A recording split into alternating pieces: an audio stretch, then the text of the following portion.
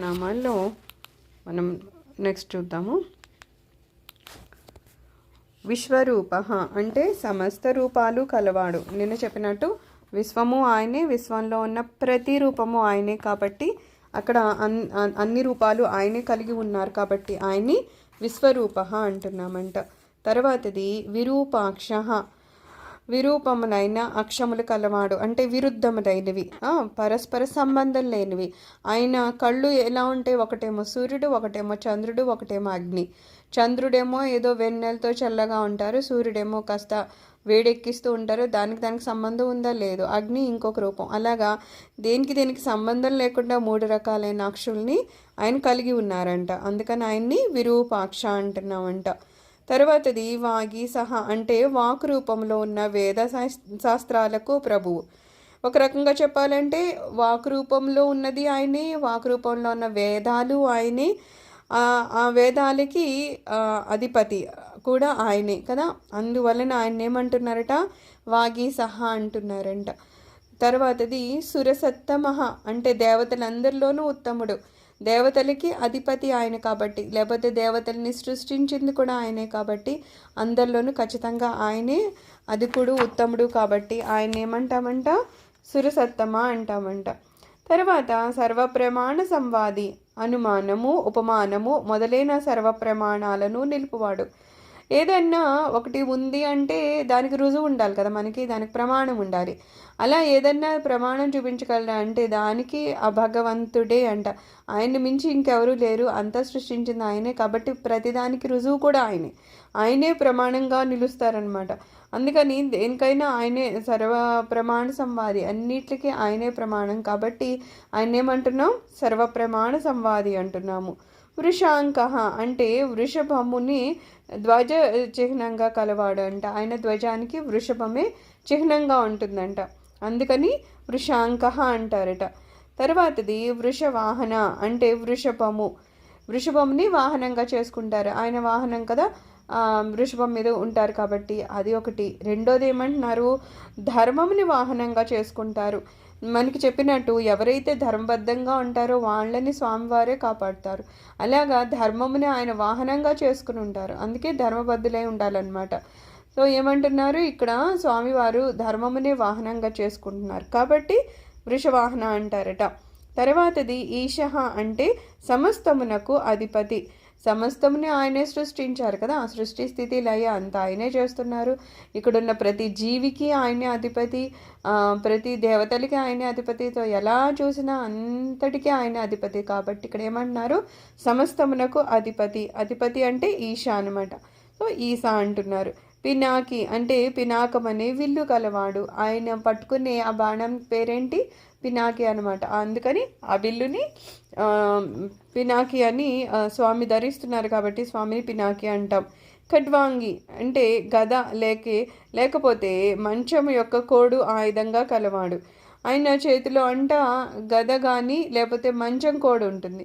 కొన్ని అవతారాలలో ఆయన అవి పట్టుకుంటూ ఉంటారు కదా, పట్టుకునేటప్పుడు ఆ ఆయుధం పేరు ఖడ్వాంగి అనమాట. మామూలుగా అది గద అయ్యి ఉండొచ్చు, ఒక్కరి చేతిలో ఉన్నప్పుడు ఒక్క పేరు దానికి ఉంటుంది. అలాగా ఈ స్వామివారు ఒక అవతారంలో దాన్ని పట్టుకున్నప్పుడు ఖడ్వాంగి అని అంటారట. నెక్స్ట్ ఏమంటున్నారు, చిత్రవేష విచిత్రమైన వేషం గలవాడు. ఆయన వేషము సహజంగా ఏంటి, దేవతలు అనేసరికి చాలా అందమైన దుస్తులు వేసుకోవడం, చాలా బంగారం, వజ్రాలు, కిరీటాలు అవి ఇవి ఉంటాయి కదా. అది కామన్గా ప్రతి దేవతకి ఉన్న వాళ్ళ ఆకారం అలా ఉంటుంది. కానీ ఈ స్వామి దగ్గరికి వచ్చేసరికి ఎలా ఉంటుంది, ఈయన వేషం ఎలా ఉంటుంది, ఏమిటో భస్మం పూసుకుంటారు, పులి చర్మాన్ని కట్టుకుంటారు, అలాగే ఆ ఏనుగు చర్మాన్ని కట్టుకుంటారు, లేకపోతే ఇవన్నీ రుద్రాక్షలు ధరిస్తారు. బంగారం అనేది అసలు ఆయన జోలికే పోరు. జుట్టు కూడా ఏంటో జటాజుటాలు ఉంటాయి కానీ రత్నాల కిరీటాలు అవి పెట్టుకోకుండా. అందుకని ఏమంటున్నారు, పైగా పాములు ఒకటి ఒంటి నిండా ఏదో రూపంలో ఆభరణాల రూపంలోనూ పాములే ఉంటాయి. సో ఏమంటున్నారు, ఏదో విచిత్రంగా ఉంటుంది ఈయన వేషము, మిగిలిన వాళ్ళలాగా ఉండదు. అందుకని ఈయన విచిత్ర వేషధారి కదా, అందుకని చిత్రవేష అంటారట. చిరంతన అంటే చిరకాలము ఉండేవాడు, ఎప్పుడూ ఉండేవాడు. ఆయన నిన్నున్నాడు, ఈరోజు ఉన్నాడు, రేపు ఉన్నాడు, ఎప్పుడూ ఉంటాడు కదా. ఆయన కన్నా ముందేమీ లేదు, ఆయన తర్వాత ఏమీ లేదు, ఉన్నది ఆయనే. అందుకని చిరంతనః అని అంటారట. తమోహరః అంటే అజ్ఞానం అనే చీకటిని పోగొట్టువాడు, తమో గుణాన్ని హరించువాడు. ఎప్పటి వరకు మనలో తమో గుణం ఉంటుందో, అజ్ఞానం అనేది ఉంటుందో, అప్పటి వరకు మనం జ్ఞానాన్ని పొందలేం. స్వామి గురించి మనకి ఏమీ అర్థం కాదనమాట. మరి దాన్ని పోగొడితేనే కదా మనము ఆ జ్ఞానాన్ని పొంది ఆ మోక్షం వైపు తిరగగలము, లేకపోతే స్వామివారి పాదాలను పట్టుకోగలము. మరి ఆ తమో గుణాన్ని తీయాలి అంటే, లేకపోతే ఆ జ్ఞానం నుంచి మనకి జ్ఞానంలోనికి తీసుకురావాలి అంటే మళ్ళీ అదెవరు చేయాలి? అది కూడా ఈశ్వరుడే చేయాలి. ఆయనే ఏదో గురువు రూపంలో వచ్చి మనలో ఉన్న ఆ తమో గుణాన్ని, ఆ జ్ఞానాన్ని తీసివేసేస్తారు కదా. ఆ రకంగా మనలో నుంచి ఉన్న తమో గుణాన్ని తీస్తారు. కాబట్టి ఆయన ఏమంటారట? తమోహరః అంటారట. మహాయోగి అంటే ఉత్తమమైన యోగము కలవాడు, యోగులందరిలోనూ ఉత్తముడు. యోగం అనేది ఆ స్వామి వారి దగ్గర నుంచే మనం నేర్చుకుంటాం కదా. ఆయన ఎప్పుడూ యోగంలో ఉంటారు. అలాంటి మహాయోగి ఆయన. ఏదో అన్నట్టు ఆయన్ని అందరూ తపస్సు చేసి ధ్యానం చేస్తూ ఉంటే ఆయన ఎప్పుడు ధ్యానంలో మునిగిపోతే ఒక యోగిలాగా ఉంటారు కదా. అందుకని ఆయన్ని మించిన యోగులు ఎవరు ఉన్నారంటే లేదు, యోగులందరిలోనూ ఆయన్ని ఉత్తముడు అంటారనమాట. అలాంటి మహాయోగి కాబట్టి ఆయన్ని మహాయోగి అంటున్నాము. గోప్త అంటే హరి బ్రహ్మాదులను రక్షించువాడు. ఆయన సరే మానవుల్ని, జీవుల్ని, సమస్త విశ్వాన్ని ఎలాగో రక్షిస్తున్నారు. అదే కాకుండా ఇంకెవరిని రక్షిస్తున్నారంట? హరి బ్రహ్మని కూడా రక్షిస్తున్నారంట. అందుకని ఇక్కడ ఏమంటున్నారు? గోప్త అంటున్నారనమాట. నెక్స్ట్ బ్రహ్మాండ హృత్ అంటే ప్రళయకాలమున రుద్ర రూపంతో బ్రహ్మాండములన్నింటినీ హరించువాడు. మనకి ప్రళయకాలం ఒకటి ఉంటుంది కదా, అక్కడ అంతటిని ఆయన లయం చేస్తారు కదా. ఆ లయం చేసినప్పుడు ఏం చేస్తున్నారు? ఈ బ్రహ్మాండని అంతటిని హరిస్తున్నారు. ఆ బ్రహ్మాండాన్ని మొత్తం అంతటిని హరిస్తున్నారు కాబట్టి ఇక్కడ ఈయన ఏమంటున్నాము? బ్రహ్మాండ హృత్ అని అంటాము. జటి అంటే జటలు కలవాడు. ఆయన జుట్టు ఎలా ఉంటుంది?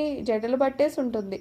ఒక యోగి ఎప్పుడు అలాగా ధ్యానం అది చేసుకుంటూ ఉన్నప్పుడు, తపస్సు చేస్తున్నప్పుడు వాళ్ళకి ఎలాగా జుట్టు జడలు కట్టేసి ఉంటాయో అలాగే ఈ స్వామివారికి చుట్టూ ఎప్పుడు జడలు కట్టే ఉంటాయి. ఎందుకంటే ఆయన ఎప్పుడు ఆ తపస్సులోనో ధ్యానంలోనో మునిగుంటూ ఉంటారు.